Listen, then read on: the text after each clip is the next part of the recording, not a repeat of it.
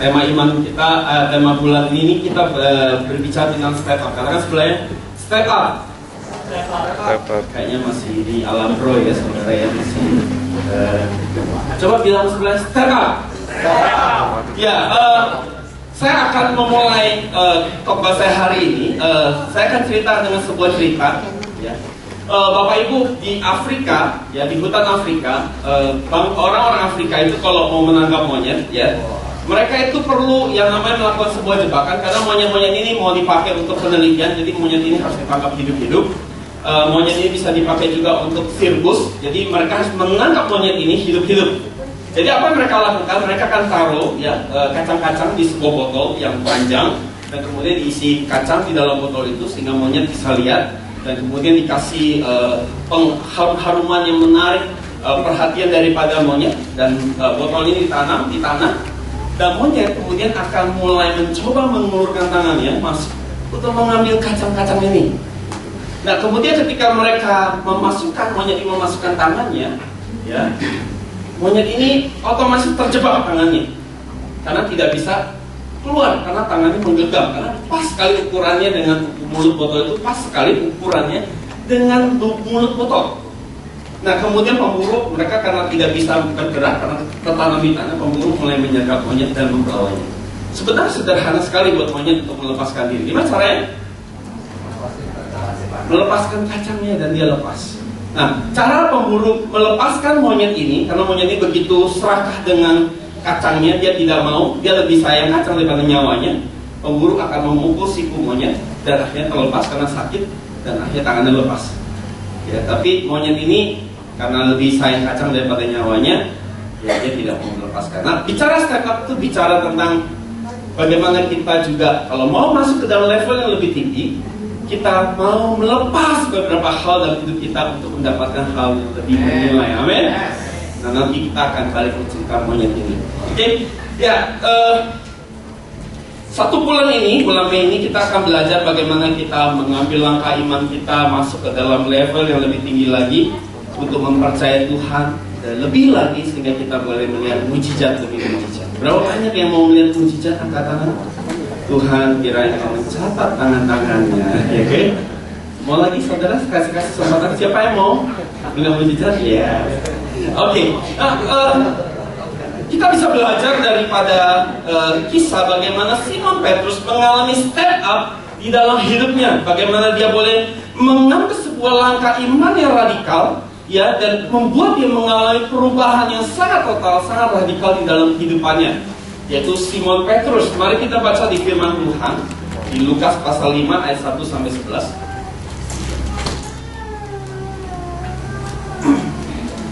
Saya baca yang ayat pertama, ayat 1 sampai 11. Ayat 1 sampai 11, setiap saudara membaca ayat berikutnya. Saya baca 2, 3. Pada suatu kali Yesus berdiri di pantai Danau Genesaret. Sedang orang banyak mengerumuni dia hendak mendengarkan firman Allah. Ayat 2. Dia melihat perahu di tepi pantai, nelayan-nelayannya berlabuh dan sedang membasuh jalannya. Dia naik ke dalam salah satu perahu itu, yaitu perahu Simon, dan menyuruh dia supaya menolakkan perahunya sedikit jauh dari pantai. Lalu dia duduk dan mengajar orang banyak dari atas perahu.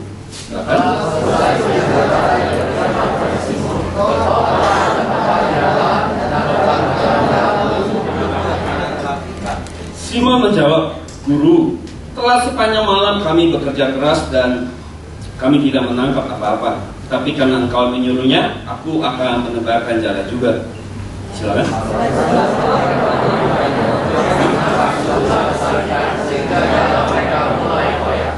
Lalu mereka memberi isyarat kepada teman-temannya di perahu yang lain supaya mereka datang membantunya. Dan mereka itu datang, lalu mereka bersama-sama mengisi kedua perahu itu dengan ikan hingga hampir tenggelam.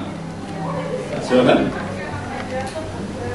Ketika Simon Petrus melihat hal itu, ia pun bersyukur di depan Yesus dan berkata, "Tuhan, pergilah daripadaku, karena aku ini seorang berdosa." Sebab dia dan semua orang yang bersama-sama dia dengan dia takjub oleh karena banyaknya ikan yang mereka tangkap.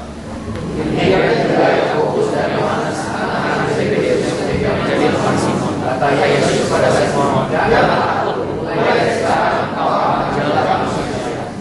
Dan sesudah mereka menghela perahu-perahunya ke darat, mereka pun meninggalkan segala sesuatu lalu mengikut Yesus. Hari ini kita akan belajar bagaimana kita boleh mengalami step up dalam iman kita. Yang pertama saudara, untuk kita mengalami step up dari referensi ayat ini, yang pertama adalah kalau kita lihat di ayat 3 dikatakan ia naik ke dalam salah satu perahu, yaitu perahu Simon, dan menyuruh dia untuk menolakkan perahunya sedikit jauh di pantai, lalu dia duduk dan mengajar orang banyak dari atas perahu. Prinsip yang pertama saudara, untuk step up dalam iman kita, saudara, setiap kita perlu belajar untuk duduk dan dengarkan dia. Katakan duduk dan dengarkan dia. Simon adalah orang yang saya yakin hari itu orang yang mendengar paling jelas pengajaran Yesus. Kenapa? Karena perahu yang dipakai adalah perahu dia. Ya. Kalau bicara perahu yang dipakai berarti waktu Yesus menolak agak jauh supaya orang semua bisa melihat dia. Waktu Yesus berbicara, waktu itu belum ada speaker, saudara, seperti ini. Semua bisa dengar dari jauh. Waktu Yesus berbicara, Simon bisa dengar secara jelas pengajarannya. Itu sebabnya saudara, ini sedikit job, kalau saudara di khotbah supaya ada implikasi yang secara langsung, kalau bisa duduknya ada dekat-dekat supaya dapat urapannya gitu ya. Nggak just gini ya. Jadi kalau telat tidak apa-apa. Kalau udah datang lebih pagi jangan duduk telat, duduk cepat. Supaya apa? Impartasi urapan dapat. Ya. Nah, Simon mendengarkan pengajaran Yesus. Nah, setiap kita, saudara, ketika kita mengalami tekanan dalam hidup kita, waktu kita mengalami pressure dalam hidup kita, ada begitu banyak masalah yang kita hadapi, begitu banyak keputusan-keputusan yang harus kita ambil, bahkan mungkin keputusan-keputusan penting. Justru di saat itu, saudara, kita harus mengambil sebuah komitmen yang besar untuk kita bisa duduk dan mendengarkan pencipta kita. Amin. Makin besar tantanganmu, makin banyak kau harus spend waktu dengan penciptamu. Aku baru ya, jadi saudara, makin banyak tekanan yang kita alami, makin banyak justru kita perlu menyediakan waktu duduk dengarkan pencipta kita. Apa yang dia mau katakan dalam hidup kita. Saudara, pernahkah saudara mengalami sebuah kondisi, sebuah tekanan yang begitu besar dalam hidup saudara, dan saudara mungkin merasakan bahwa sulit sekali saudara cerita sama orang. Atau mungkin gini, apa yang kau alami itu mungkin bukan kau mau cerita. Sometimes kalau kau cerita, sekalipun mungkin sama orang yang dekat, sahabat yang begitu dekat, nggak bisa. Kalau kau cerita pun mungkin dia nggak bisa gitu loh, untuk mengerti kondisimu hari ini. Betul? Suatu saat saya ingat sebuah kata-kata, kalau kita ingin memahami seseorang, kita nggak bisa judge secara langsung. Katanya, kalau kau ingin memahami seseorang, kau harus pakai sepatunya 3 hari. Maksudnya pakai sepatunya 3 hari, kau tinggal bersama dia, hidup bersama dia, kau baru mengerti apa yang sedang dialami orang. Jadi sampai saudara, ada masalah-masalah dalam hidup kita yang mungkin kita nggak bisa cerita lagi. Karena kalau kita cerita juga nggak bisa mewakili perasaan. Nah, kalau saudara mengalami situasi beban seperti itu, saya dorong saudara, ambil waktu, duduk, diam, disiplin, dengarkan penciptamu, dengarkan pandangannya, tanya dia, Tuhan, kondisinya apa yang harus saya lakukan. Mungkin kau struggle dengan masa depan, struggle dengan mungkin yang belum menikah, struggle dengan pasangan hidup, kok makin hari makin kabur gitu ya. Usia juga udah 30 mungkin ya. Dulu waktu muda nyanyi Jesus, ya lagu Jesus I thirst, what you come and feel. Udah umur 30, Jesus I am thirsty. Ya, mulai berubah nyanyi. Kita mulai kalau penyembahan tuh kayaknya khawatir. Saudara, is okay saudara, gak apa-apa kau buat ini. Tapi kau berdoa, iya, izinkan Tuhan kasih komen terhadap apa yang sedang kau alami. Nah, saudara mungkin nanya, gimana caranya saya bisa dengar Tuhan komen sesuatu dalam hidup saya? Nah, salah saudara nggak ikut kelas saya kemarin tentang dengar suara Tuhan, oke? Kemarin ada sesi dengan suara Tuhan. Ya, jangan lupa saudara yang ikut kelas pelajaran dengan suara Tuhan, melepas kuasa, melakukan bernubuat. Nanti kalau misalnya ada altar call, tolong saudara maju doain orang, nubuatkan. Sampaikan pesan Tuhan ya, jangan dianggurin, udah belajar, mesti dipakai ilmunya. Oke, saudara, ambil waktu. Saya namakan saudara, ini namanya seperti ngecas baterai. Saudara sering kali ya dalam hidup kita ya, setiap hari kita nggak pernah lupa itu namanya ngecharger baterai kita gitu. Ya, kita mau tidur kita langsung ngecas gitu ya. Tapi kalau habis kita ingat banget ngecas baterai kita. Tapi kita kok suka lupa ya ngecas baterai spiritual kita ya. Ya, bahwa manusia roh kita ini mesti dicas, saudara. Saya waktu saya lahir baru, saudara. Pengalaman pertama saya waktu lahir baru, pertama kali saya merasakan sebuah sensasi, yaitu saya lahir baru, saya rindu sekali baca Alkitab. Saya nggak ngerti kenapa saya pengen banget terus baca Alkitab. Terus saya tanya Tuhan, kenapa saya pengen banget baca Alkitab? Pengen banget baca Alkitab. Nggak pengen jauh-jauh dari Alkitab. Baca terus, ngerti nggak ngerti, baca terus gitu. Nggak pernah mempertanyaan, baca terus. Saya diskusi sama Tuhan. Tuhan, kenapa saya pengen banget baca Alkitab? Tuhan bilang gini, karena waktu kau masih belum lahir baru, Tuhan bilang, roh kamu tuh lapar sekian lama. Saya sudah jadi Kristen dari kecil, tapi saya nggak benar-benar mengalami perubahan lahir baru, mengalami dimana menjadikan Yesus menjadi yang utama. Waktu saya menjadikan Yesus yang utama di hati saya, tiba-tiba roh saya jadi lapar sama dia. Saya pembina, saya coaching saya nggak cukup, saya harus beli buku di toko buku rohani, khususnya waktu itu Metanoia. Oh, iklan, ya? Harus iklan. Oke, saudara, saya beli buku, saya baca, saya lapar. Tuhan bilang, karena roh kamu lapar, sekian lama kamu nggak kasih makan. Nah, saudara, waktu kita rutin komit disiplin ngecas baterai kita harus ingat, kita juga mesti rutin ngecas HP hidup kita. Yang setuju bilang amin. Amin. Nah, saya namakan hidup itu, kalau kita rutin ngecas baterai hidup kita, saya namakan itu kita sedang mengisi, mencas baterai kasih karunia. Saya tahu hidup kita adanya baterai kasih karunia. Baterai kasih karunia seperti ini. Kalau saudara nggak ambil waktu, ya, di dalam tekanan hidup saudara nggak ambil waktu ngecas baterai hidupmu, melekat sama Tuhan, ya, duduk dengarkan Tuhan, dengarkan firman, dengarkan komen dia terhadap hidupmu, dengarkan apa yang dia mau sampaikan di hidupmu. Kau nggak cas gitu, ya tentunya bateraimu itu mulai kering, ya. Kalau di handphone tuh mulai udah merah kan warnanya, terus udah kedap-kedip gitu, ya. Nah, saudara, itu tanda baterai kita kering, baterai kasih karunia kita kering. Nah, saudara, orang yang mengalami baterai kasih karunia kering, saudara nggak akan punya kasih karunia buat orang lain, mengampuni kesalahan orang lain, maupun menerima kegagalan dirimu.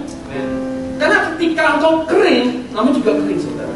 Masalah sebesar jarum saja dia jatuh di atas kepalamu. Kau rambutnya mungkin udah keriting semua ya, keluar asap. Tapi kalau bateraimu full, ya dicasnya full, baterai hidup kita dicas full, kita melekat sama Tuhan, isinya penuh. Waktu mungkin pasanganmu melakukan sesuatu yang gak enak, karena bateraimu full ya, ada stok, kau punya stok. Waktu mungkin pasangan kita melakukan sesuatu yang kurang menyenangkan hati kita, set gitu ya, kena. Tapi karena baterainya kan, katakan full. Jadi saudara, waktu kena saudara turun sedikit, iya, karena masih punya stok. Di jalan saudara, mungkin kau ketemu waktu nyetir enak-enak ketemu tukang bajai. Katanya, saya bukan mendiskriminasikan tukang bajai dan tukang mikrolet, tapi di Jakarta ini nyetir saudara, untuk kasih karunia saudara. Oh Tuhan, berikan kasih karunia buat tukang bajai dan mikrolet. Karena katanya hanya tukang bajai dan tukang mikrolet yang tahu kapan, hanya Tuhan yang tahu kapan mereka mau belok. Mereka belok bisa tambah sen gitu ya saudara. Belok aja. Pas belok kanan tiba-tiba kita di sebelah kanan kita klakson. Tit. Oh, ada mobil. Begitu kan saudara? Nah saudara, mungkin kalau kasih karunia kita full waktu kita mengalami itu, tentunya baterai kasih karunia kita kepake lagi karena untuk mengcover keadaan itu. Turun lagi, tapi masih ada cadangan stok.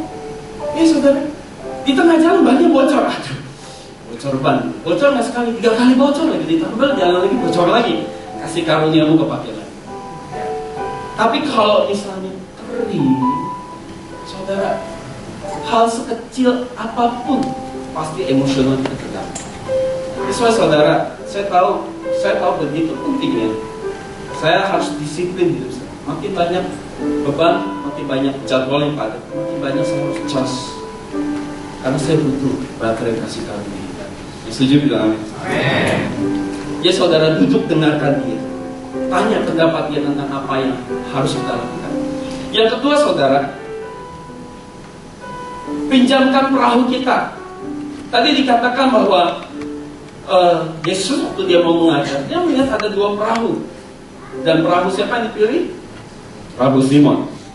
Dia bilang, ayo kita bertolak ke seberang. Nah, saudara, kita harus memahami situasi Simon waktu dia dipinjamkan perahunya. Kalau kita baca Alkitab, kita perlu jeda satu ayat demi satu ayat supaya kita memahami. Sikonnya ceritanya nggak secepat itu. Ceritanya itu prosesnya panjang. Jadi waktu Simon dipinjam perahunya, saudara bisa bayangkan, dia sudah sepanjang malam ya bekerja keras mencari ikan dan nggak ada satupun ikan. Ya. Dan ketika Yesus datang ke dia, bilang, boleh nggak? Yesus bilang, saya pinjam perahu kamu, yuk kita ke lebih jauh. Simon bisa bilang gini, Tuhan sudah, saya udah capek. Sepanjang malam, dia nggak bilang Tuhan, dia bilang guru. Dia bisa bilang, guru, saya udah capek. Sepanjang malam kerja nggak ada hasil. Ya, badannya udah pegel semua, badan masuk angin. Ya, bekerja dari pagi sampai malam berhari-hari di atas perahu. Saya, udahlah, itu sekarang yang saya butuhkan bukan yang macam-macam aneh-aneh kayak gini. Ya, saya butuhnya spa sama refleksi. Ya, soalnya udah capek banget, saya perlu relaksasi otot-otot saya. So, itu saya kasih nasihat aja dulu. Kalau mau pakai tuh, ada satu lagi. Ya, saya mau pulang, saya mau istirahat. Simon bisa lakukan itu. Tapi Simon, dia mengambil kesempatan yang berharga dalam hidup dia. Apa yang dia lakukan? Dia mengizinkan Tuhan meminjam perahunya. Artinya kenyamanan Simon hari itu harus terganggu. Jadwal Simon, agenda Simon harus diintervensi oleh Tuhan. Mungkin saat itu dia harusnya udah lagi di spa ya. Atau mungkin harusnya dia lagi refleksi gitu ya. Urut zaman dulu ya, zaman Yerusalem punya urutan mungkin ya. Atau mungkin lagi shiatsu dia gitu ya. Saudara, saya penggemar urut saudara. Sebulan saya bisa 3 kali 2 kali urut. Saya harus memastikan urat-urat saya darahnya lancar. Iya. Jadi saudara bekerja dalam tekanan tinggi pasti kencang semua badan. Dan Simon mengizinkan perahunya untuk dipakai. Nah saudara, perahu itu bicara hidup kita. Saudara kalau ingin melihat mujizat, engkau harus izinkan agenda pribadimu diintervensi sama Tuhan. Saudara, mungkin tuh mengganggu kenyamananmu, mengganggu privasimu, mengganggu kebiasaan kita. Mungkin ada pilihan yang harus kita lebih enak, tapi kita memilih untuk diintervensi. Saya ingat sekali suatu saat Tuhan beberapa kali mengintervensi hidup saya dalam agenda saya. Soalnya agenda saya itu bisa 1 minggu berangkat keluar kota, pulang, istirahat 2 hari, pergi lagi. Jadi di dalam agenda saya itu yang pergi-pergi itu, saya itu judulnya ya, kerjaan ketemu orang. Jadi saya bisa bayangin kalau ketemu orang terus berminggu-minggu, orangnya berbagai macam, ketemu orang. Jadi sebenarnya kadang-kadang di dalam privasi saya pengen nggak ketemu orang lagi, masuk kamar diem gitu ya, jadi autis mungkin gitu ya, saking banyaknya ketemu. Nah tapi ada 2 hal komitmen saya dalam hidup saya terhadap Tuhan. Komitmen pertama, saya izinkan Tuhan boleh mengintervensi agenda yang sudah saya buat. Jadi Tuhan boleh acak-acak jadwal saya yang sudah saya buat untuk satu hal yang pertama, yaitu buat one-on-one. Katakan one-on-one, mentoring. Katakan yes. Oh iya. Yang kedua saudara, ada 2 hal kedua yang saya izinkan Tuhan boleh mengintervensi saya. Kalau itu judulnya memenangkan jiwa, menginjil jiwa-jiwa. Ada jiwa yang harus saya follow up, ada jiwa yang harus saya doakan, ada jiwa yang harus saya layani, ada jiwa yang harus saya konseling. Saya izinkan, saya harus memasukkan agenda saya. Kalau itu ada permintaan Tuhan di situ. Saudara, saya nggak tahu apa saya pernah cerita. Suatu saat saya di Kendari, saudara, di jadwal saya yang padat, tiba-tiba Tuhan bilang saya harus layani seseorang. Nah saya kalau layani orang, ya saya tidurnya bakal terganggu karena saya rasa nggak bisa 1 jam 2 jam selesai. Oke, selesai ya. Saya ini kalau kerja saudara, mau tuntas ya. Memang saya gitu. Jadi saya tuntas, apalagi ini Kendari jauh. Jadi saya maunya tuntas, selesai sampai beres, saya pulang. Nah saya tahu ini bakal lama. Tuhan minta saya melayani seseorang. Nah apa yang terjadi waktu saya mencoba melayani seseorang itu, saudara? Yang terjadi adalah orang ini terima Yesus. Orang ini dilepaskan dari kuasa gelap, saudara. Muntah darah waktu didoakan. Itu bukan di champion gathering, di sebuah lokasi toko yang banyak barang. Waktu dia manifestasi saya bilang, Pak, bangun. Jangan diresponi, nanti kalau ngamuk barang toko berantakan semua. Udah jam 11 malam, tetangga bingung sama saya. Cuma ada istrinya yang kecil, imut-imut, bayangin badannya gede minta ampun. Saya bilang, nanti kalau dia mau keluar, roh jahatnya tahan ya, kok. Saya juga baru tahu roh jahat bisa ditahan-tahan. Jadi kalau mau kontrol dia udah nggak bisa, bangun Pak, bangun. Jadi dia kasihan juga saudara. Kayak orang, maaf ya, kayak mau buang air besar kayak ditahan-tahan, nggak enak gitu ya. Tahan Pak, tahan, ya. Kasihan saudara, makanya biru gitu ya. Sebut Yesus, sebut Yesus. Gitu saudara, kasihan banget. Dan waktu dia bisa sebut Yesus, dan akhirnya dia muntah-muntah dan keluar darah. Saya pikir selesai, dan akhirnya saya ke toilet, saya buang air kecil. Tuhan bilang, saya mau baptis dengan Roh Kudus. Tuhan, jam 1 Tuhan. Dicempen dia itu baptisan Roh Kudus, kadang ada yang dapat, kadang yang enggak. Logika saya bilang gitu. Jadi, aduh besok saya mau kerja, mesti bangun pagi. Jadwal saya terganggu. Tuhan, saya nggak mau. Saya mau dibaptis Roh Kudus. Oke, kalau dia nggak mau selesai. Ya, cukup pelepasan, harusnya sudah puas dia. Oke, keluarganya sudah dipulihkan. Saya datang cerita, ya mulai ya SPK, pelajaran SPK, baptisan Roh Kudus ya. Nanti ikut SPK makanya saudara. Ya hari ini banyak iklan saya. SPK ikut SPK ya, jadi pelajaran baptisan Roh Kudus. Saya cerita, Pak mau nggak dipenuhi Roh Kudus? Apa itu dipenuhi Roh Kudus? Kisah Rasul ayat 1, Kisah Rasul 1 ayat 8 saya bilang. Ya, oh Tuhan kasih kita kuasa. Bapak mau? Mau. Dia mau, saya yang males gitu ya. Kalau dia mau. Tapi mesti punya iman loh Pak. Ya kan? Kita kan nggak mau kerja lama gitu ya. Ini bukan saya loh bisa bikin, Bapak yang harus punya iman. Ya saya punya iman, kan dia punya iman gitu kan. Logika saya bilang gitu, apa benar gitu? Iman kan nggak kelihatan gitu ya. Saya mikir ya, akhirnya saya doain. Bahasa kira lama, terima Pak. Dia terima. Bahasa roh kayak bahasa Arab. Wah, tapi dia senang banget hari itu saudara. Sampai 1 bulan dia telepon saya, Pak, aku mau ngerasain sensasi yang kemarin lagi dong. Beri kemuliaan buat Tuhan. Nah, saudara, waktu kita pinjamkan next slide, kita pinjamkan perahu kita, hidup kita. Hidup kita ini seperti sebuah keran, saudara. Keran yang untuk mencurahkan air kepada wadah-wadah itu jiwa-jiwa. Kalau kita mau lihat berkat, sebenarnya saudara nggak usah jauh-jauh. Tinggalkan kesibukan, mulai fokus sama orang lain. Soalnya akan lihat banyak kuasa Tuhan. Saya juga bingung. Kuasa Tuhan tuh nyata banget kalau urusan sama orang lain. Nyata banget saudara. Buat orang yang terhilang, buat orang yang belum percaya. Selalu kamu lihat kuasa Tuhan. Saudara turun ke lapangan. Jangan nongkrong di kamar berdoa. Tuhan, hidup kami beri keberanian bagi kami. Taruhlah roh yang rela mengasihi dan melayani Tuhan, itu yang ku ingin berikan pada kamu. Hati yang mengasihi, jiwa-jiwa. Doa terus sama Tuhan, jiwa-jiwa. Lu kagak pergi kapan ketemu jiwa? Kalau saudara yang melihat kuasa kesembuhan, saudara pergi ke rumah sakit banyak-banyak, saudara akan lihat kuasa kesembuhan turun di atas itu. Kalau kamu mau melihat belum mau dilepaskan, keluar dari agenda pribadi, izinkan Tuhan intervensi, cari jiwa, doakan. Saudara lihat, saudara waktu saya doain orang, saudara saya melihat banyak sekali masalah orang lebih besar dari saya. Waktu saya doain orang, saudara waktu kita doain orang, saya harus percaya kuasa Tuhan sebelum melalui kepada dia sampai ke dia seperti keran ini akan lewat kita dulu. Jadi waktu kuasa Tuhan turun lewat kita untuk sampai ke dia, kita akan menikmati loh saudara. Sensasi-sensasi kuasa itu mengalir. Yes. Tuhan keluar lagi. Saudara nggak ngalami pasti bingung. Oke, pulang praktek cari jiwa, doain deh ya. Cari jiwa tuh buatin deh. Saudara akan lihat sensasi. Dan saudara harus melihat sensasi orang-orang yang dilepaskan dari dosa. Orang-orang pertama kali terima Yesus. Saudara, nggak ada sensasi yang senikmat makanan apapun selain melihat sensasi begini. Dan itu yang menyegarkan jiwa saya. Lihat satu jiwa lagi diselamatkan. Melihat seorang ibu yang usia 70 tahun. Waktu saya pergi ketemu ibu ini, jalannya rusak, gelap-gelap, jam 1 pagi baru pulang. Tapi pulang dengan kebahagiaan saudara. Karena ada satu jiwa yang diselamatkan di mana. Amin. Pinjamkan perahu hidupmu supaya Tuhan bisa pakai untuk melepaskan kuasa. Nah, ketika kita banyak lihat kuasa Tuhan, kita nggak akan lagi meragukan dia dalam hal-hal kecil dari hidup kita. Amin. Amin. Yes.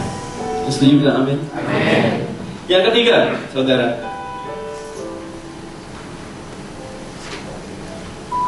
katakan, ajak dia memancing. Ajak dia memancing. Ajak Yesus memancing, menjalan. Oke, saudara, Yesus bilang sama Simon, Simon, ayo kita pergi mancing lagi, ayo kita menjalan lagi. Simon bilang gini responnya, Guru, sepanjang malam kita bekerja. Guru, kamu nih emang paham sama dunia kita? Guru, saya ini udah dari usia saya 5 tahun, saya udah ikut papa saya. Ya, kalau saya ikut kata Lim Sholong, kalau mau jadi pengusaha, kita harus ada dalam iklim dunia pengusaha. Waktu dia kecil, katanya udah biasa jalan di atas terigu gitu ya, sama tumpukan terigu. Simon tahu banget dunia nelayan. Sejak saya usia 5 tahun, mungkin dia bakal berkata, Guru, aku tuh udah tahu banget bidang ini. Saya tuh expert bidang ini. Dan kamu nih, saya guru, kamu kan anak tukang kayu. Walaupun dalam bahasa aslinya bukan tukang kayu. Tekton itu artinya tukang batu. Karena di Palestina itu nggak ada pohon, nggak ada kayu. Orang bangun rumah kan di atas batu. Jadi Yesus tuh expert di bidang perbatuan. Bangun-bangun perbatuan itu expert. Kalau dunia nelayan, ya pasti menurut si Simon, Yesus nggak ngerti. Tapi Simon ngambil sikap hati yang bagus loh. Dia bilang apa? Karena kamu yang suruh, ya oke lah. Ya, karena Tuhan yang suruh, oke lah. Nah waktu Simon mendalami perahu itu, dia mendalami karena saudara mungkin mendalaminya setengah hati ya. Jadi dalaminya agak kurang. Jadi dia bilang gitu, nggak ada ikan sepanjang malam. Nggak ngerti juga. Emang dia siapa? Apa dia ngerti kerjaan gua? Dia tahu nggak ada ikan. Yesus mungkin dia, Simon, lebih dalam. Buat apa lebih dalam? Orang gak ada hasil kan? Terus Yesus bilang, tebarkan jalan. Jalan nih, jalan. Oh tiba-tiba ada yang mungkin sama saudara, barakuda masuk, ikan paus masuk. Saudara suatu saat saya ingat banget waktu saya penyembahan di sini di sisi. Tuhan ngomong sesuatu sama saya. Tuhan bilang, perhatikan, saya nggak pernah bekerja dalam level yang biasa-biasa. Contoh, Yesus bilang, kalau saya khotbah 5.000 orang, kalau saya kasih makan goceng orang, mainnya tuh partai grosir Yesus, nggak ngecer. Jadi saya percaya hari itu mungkin barakuda masuk. Kakap yang gede-gede, ya teman saya kalau mancing, banggain pas lihat ikannya tuh ya, lebih gede dari badan dia. Ya, masuknya besar-besar. Revival Yesus tuh gede-gede. Masuk. Simon jatuh tersungkur gitu. Ampuni aku, orang berdosa. Nah saudara, Tuhan gak pernah maksa saudara untuk hari ini memahami semua hal. Tapi Tuhan cuma meminta saja punya iman anak kecil yang paling gak mau coba iman. Oke? Ya, Tuhan tidak memaksa saya untuk memahami banyak hal. Tapi Tuhan meminta saya taat. Jadi saudara, dalam hidup saya juga belajar taat saudara. Ada banyak hal yang menurut hitungan saya nggak rasional. Ada banyak hal yang menurut hitungan saya impossible. Menurut saya ini, aduh, Tuhan suka yang aneh-aneh. Waktu saya melayani jiwa-jiwa, kadang saya ada hal yang menurut saya, aduh Tuhan, masa sih? Tapi waktu saya setengah hati, waktu saya nggak memahami sepenuhnya, saya belajar untuk mau percaya, ikut, dan saya lihat ada hasil. Sehingga di situ saya mulai memahami bahwa nggak harus saya mengerti, nggak harus saya memahami. Jadi saudara, kalau saudara mau punya iman ini, iman yang sekalipun nggak memahami sepenuhnya, sama seperti Simon berkata, karena kamu yang suruh, karena kamu yang suruh. Kalau itu tetangga saya suruh, saya nggak mau. Tapi karena kamu yang suruh. Kita mancing lagi. Oke lah. Ya saudara, waktu Tuhan perintahkan sesuatu, kita duduk diam, kita dengar Tuhan perintahkan sesuatu, dan waktu pun kita nggak ngerti, terus kemudian kau dengar Tuhan suruh kau lakukan, kau katakan begitu, Tuhan saya nggak ngerti, dan saya rasa saya nggak perlu memahami, tapi karena kamu yang suruh bilang, oke lah, katakan, oke. Kalau Tuhan yang suruh, kalau Tuhan yang suruh, ya saudara, wajar kita nggak harus nafsu, tapi saudara mulai dengan paham. Saya nggak tahu berapa banyak yang hari kita belum paham. Kita mungkin dengar sama-sama, tapi waktu Tuhan suruh saudara katakan oke, saya mau. Yang terakhir saudara,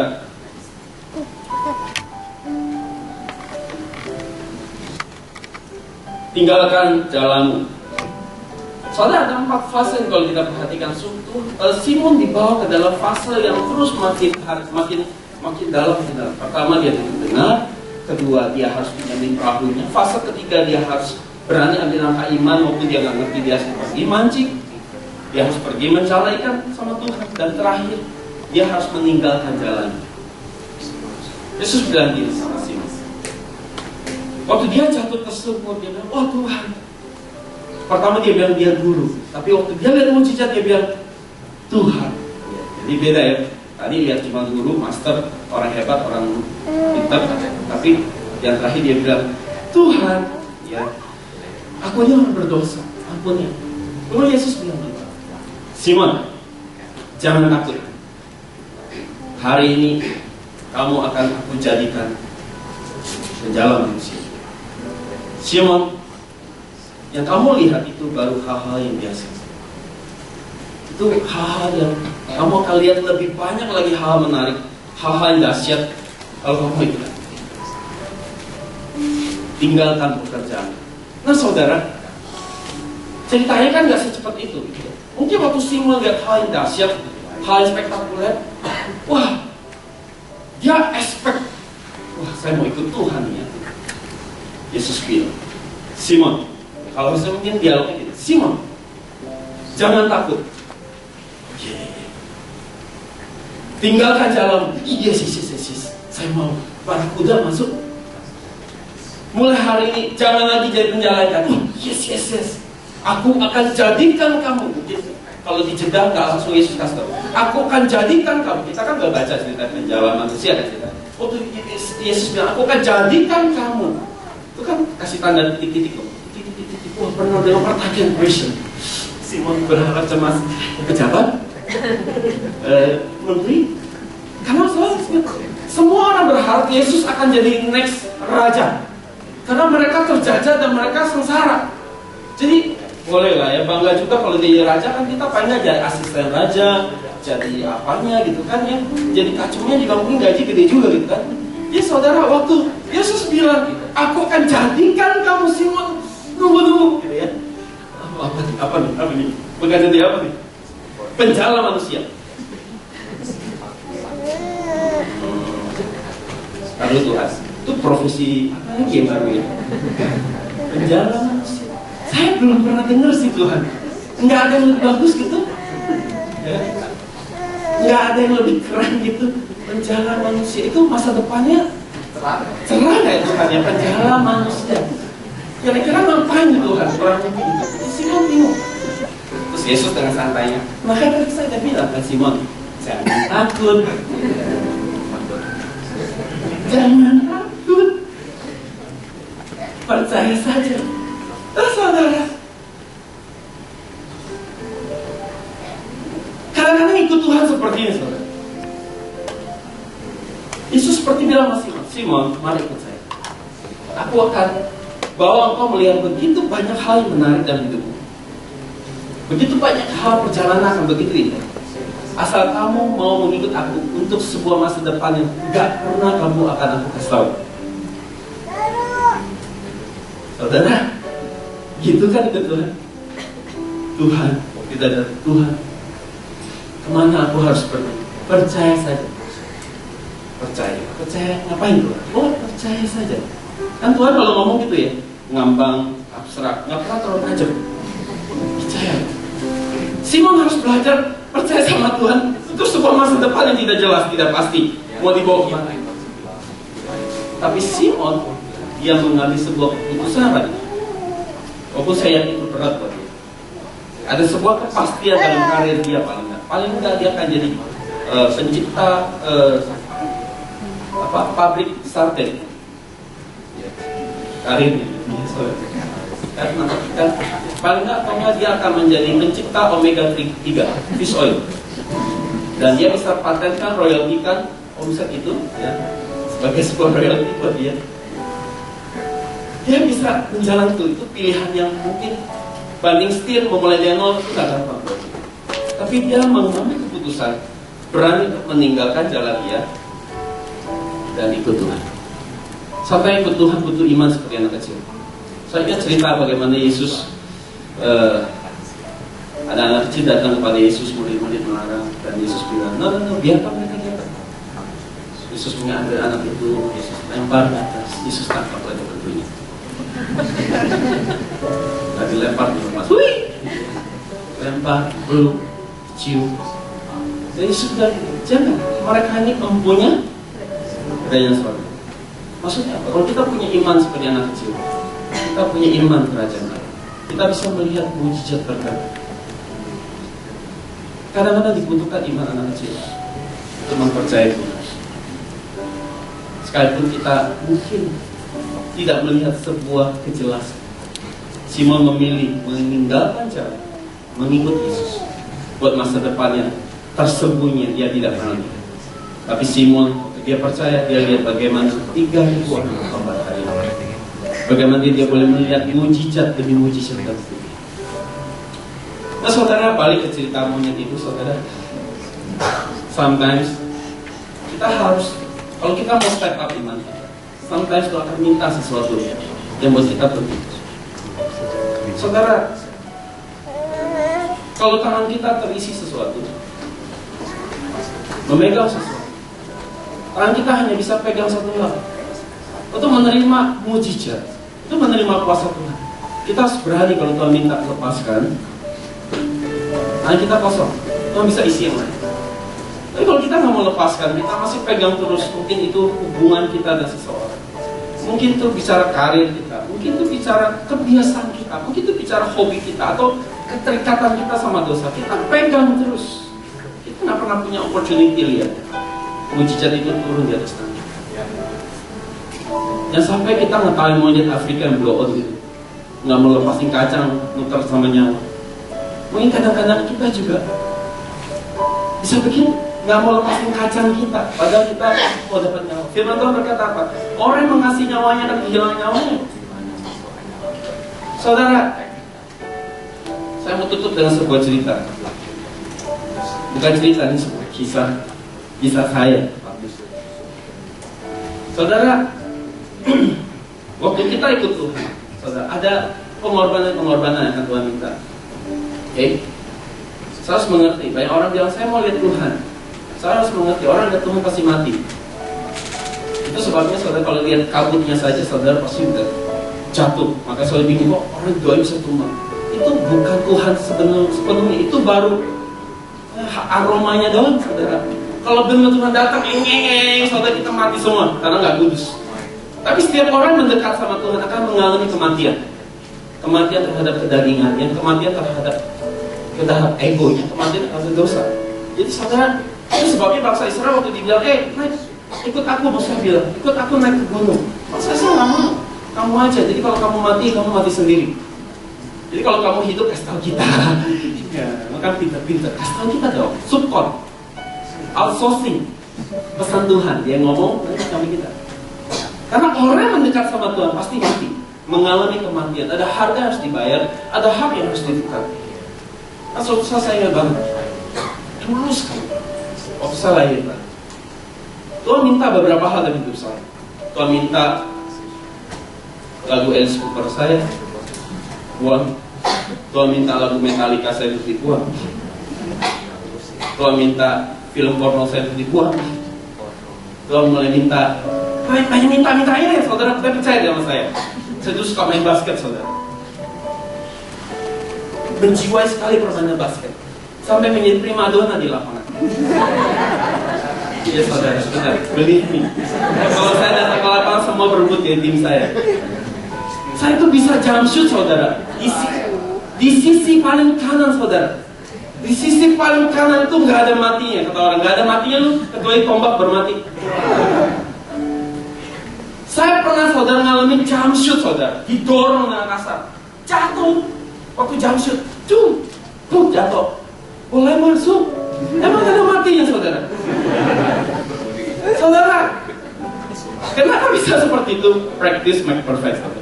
Saya bisa bayangin waktu saya dari SMP, saya main basket itu sampai saya kuliah saudara. Mainnya itu bukan sehari 2 jam, 1 jam. Main bisa 6 jam, 8 jam saudara. Sampai mama saya ngomel, itu muka sampai keriting, hitam gelap. Basket terus, basket tuh udah mendarah lagi. Nah, waktu suatu saat Tuhan minta saya serahkan basket itu. Jangan buang waktu di situ. Menangkan jiwa. Saya tinggalkan. Jadi saudara, setiap kali kita mendekat untuk step up ini, pasti ada hal harus didekat. Ada boundary. Suatu saat yang menarik. Waktu saya lahir baru, Tuhan bilang gini mas, serahkan masa depanmu. Wah ini bagian tersulit saudara. Serahkan masa depanmu yang aku nggak akan kasih tahu sama kamu. Nikah sama siapa, percaya sama saya. Waduh, kita tuh punya kriteria saudara. Tapi itu harus diserahkan. Saya ingat waktu saya suatu saat saudara, saya menyukai seorang wanita saudara. Saya bawa dalam doa, Tuhan ini kau orang tua yang belum. Kita udah sama-sama suka. Tinggalkan. Waktu saya tinggalkan tuh sedih banget saudara. Untungnya saya belum nembak ya saudara. Baru pendekatan. Jadi ini udah kayak saya tinggal I love you too. Bagian tersulit adalah nyerahin perasaan kita saudara.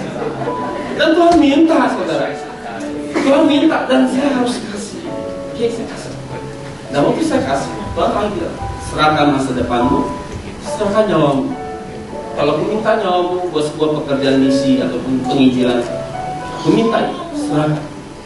Saudara Tuhan sanggup. Nah saudara ini terus. Waktu saya bilang mau, ada terjadi saudara. Saya mengalami sebuah sensasi yang gak akan pernah saya lupakan. Kurang lebih sekali atau 2 kali. Saya mengalami waktu saya dua di kamar saya. Saya lihat surga terbuka. Saya lihat surga saudara. Dan saya lihat nyata banget surga itu.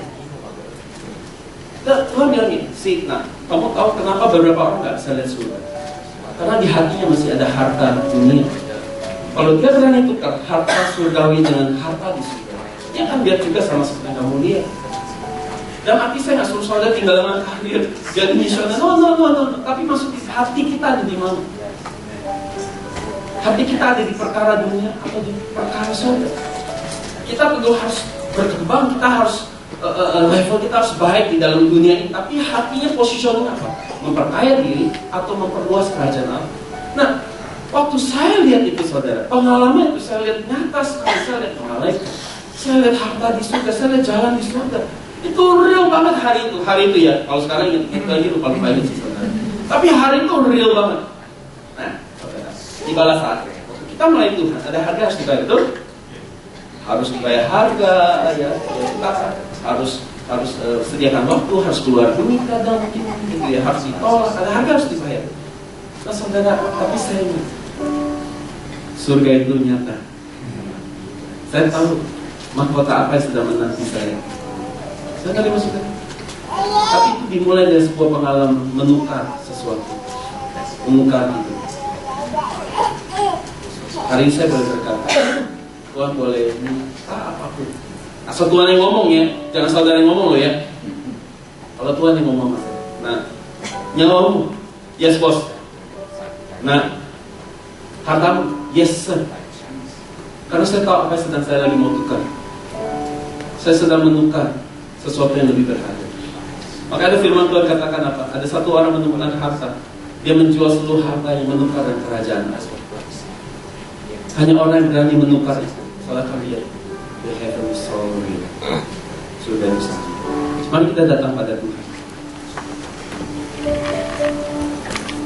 Waktu itu di sini kita ngadain baby shower buat kami berdua, dan kelihatan banget kalau mereka tuh put in effort buat acara baby shower itu. Saat pertama kali gue buka kafe, yang datang adalah teman ambisi gue, sedangkan yang gue undang teman kuliah gue malah 2 hari datang. Belasan tahun saya kuliah, baru kali ini saya mendapatkan arti kata sahabat melalui ambisi. Dulu gue orangnya stubborn, gak kepingin dengerin orang. Tapi sekarang gue lebih ada kemasukan dan juga lebih open-minded. Sejak saya ikut diskusi, saya untuk mempercayai orang lain. Right girls? Jason. Komunitas yang menjaga saya tetap dalam kehendak dan rencana Tuhan dalam hidup saya. DC itu bukan sekedar komunitas, tapi DC itu adalah kesatuan. Second family in Christ. My second family. Tempat kedua, tempat multiplikasi, relation of life.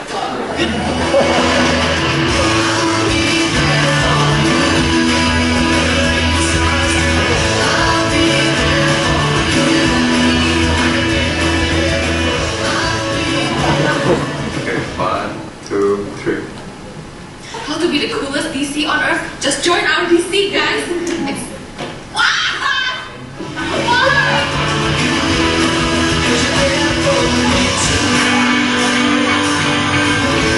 Oke, still excited? Amin. Ya, biasa ingat tegang, kasih senyum ke kanan kirinya yang paling manis, ya. Nah, jujur aja deg-degan nih, baru pertama ya, bawain pengumuman. Sebenarnya pengumuman tadi sudah dibawain semua sama Kak Surdi, karena banyak iklannya ya. Saya mau cerita sedikit ya. 2 minggu lalu saya ketemu teman lama di TCC. Terus kan biasa kan kalau misalkan orang intim ketemu orang intim kan seru banget kan kalau ketemu. Halo bro, yo what's up? Apa kabar lu gitu loh? Udah lama kelihatan kemana aja gitu kan. Gue ngeliat TCC lagi. Ya sebenarnya ada masalah sih bro. Kenapa gue nggak kesana lagi? Oh gitu ya. Masalahnya apa bro? Boleh nggak cerita sama gue? Gue kan dengernya serius banget. Ada masalah apa? Tell me why, what happened gitu kan. Terus dia dengan berat hati berkata, masalahnya tuh bukan di TCC bro, masalahnya di gua nggak bisa bangun pagi ya. Jadi saudara, saya mau encourage untuk saudara, kita mau apresiasi ya hari ini kepada seluruh tim ibadah. Saudara bisa lihat kiri, kanan dan belakang serta depan. Kita mau kasih apresiasi, kita mau kasih tepuk tangan. Seperti yang aku bilang tadi, mereka cukup bayar harga ya. Mereka bangun lebih pagi, mereka latihan mungkin di hari Sabtu. Mereka banyak hal yang mereka korbankan, bahkan mungkin keluarga mereka tinggalkan untuk datang lebih pagi ya. Berarti kan bayar parkir lebih mahal ya. Jadi tapi nggak apa-apa, itu komitmen mereka. Makanya saya ingin mengajak saudara semua untuk kita bisa apresiasi pelayan-pelayan Tuhan. Nah kalau saudara lihat kok itu aja sih yang layanin. Nah jadi saudara, saya juga di depan mau mengencourage saudara. Kalau saudara terbeban untuk ikut terlibat dalam tim ibadah atau tim praise and worship di depan, saudara boleh daftarkan diri saudara ya ke DC masing-masing. Makanya tadi ada video DC ya, segera join DC ya, segera join DC. Coba bilang ke kanan dan kirinya, ayo join DC ya. Kalau nggak tahu nanti bisa hubungin saya ya. Oke, kita masuk ke pengumuman. Yang pertama ada simfoni ya. Untuk daerah utara PIC-nya Novia. Ada Novia di sini? Ya, boleh bangkit berdiri Novia. Ya, kasih tepuk tangan buat Novia. Di hari Selasa 13 Mei ya. Berarti 2 hari lagi jam 19.00 di Home Fluid. Yang kedua ada di selatan, PIC-nya Elton. Hari Kamis tanggal 15 Mei 2014, boleh bangkit berdiri Elton ya. Jam 19.30 tempatnya di Kebayoran Baru. Yang terakhir di daerah pusat, PIC-nya Stephen Co. Mana Stephen Co? Tidak ada ya? Oke. Di hari Sabtu tanggal 17 Mei 2014 jam 10 tempatnya di Bojonegoro Menteng. Oke, berikutnya. Nah, ada SPK pemenang. SPK adalah singkatan dari saya pengikut Kristus. Coba ya, kalau saya katakan SPK, bilang kanan kirinya saya pengikut Kristus. SPK? Saya pengikut Kristus. Jadi kalau yang belum ikut SPK, ada kelas SPK untuk minggu depan, tanggal 18 Mei 2014. Lokasinya di TCC Batavia, Ruang New York. Ya, pukul 08.45. Ya, datangnya on time. Kemudian, nah ini ada spesial event nih dari TCC ya.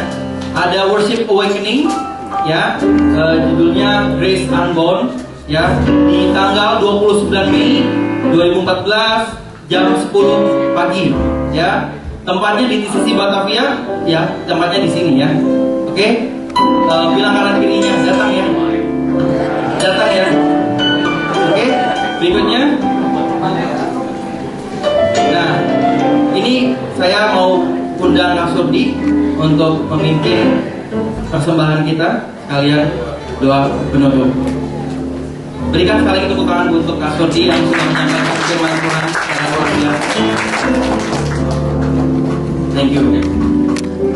Saudara, simfoni adalah doa. Jadi kita pekerja, kita mau memulai apapun dengan doa. Jadi saudara, kalau saudara ingin menginvestasikan di alam roh, saudara harus join di simfoni.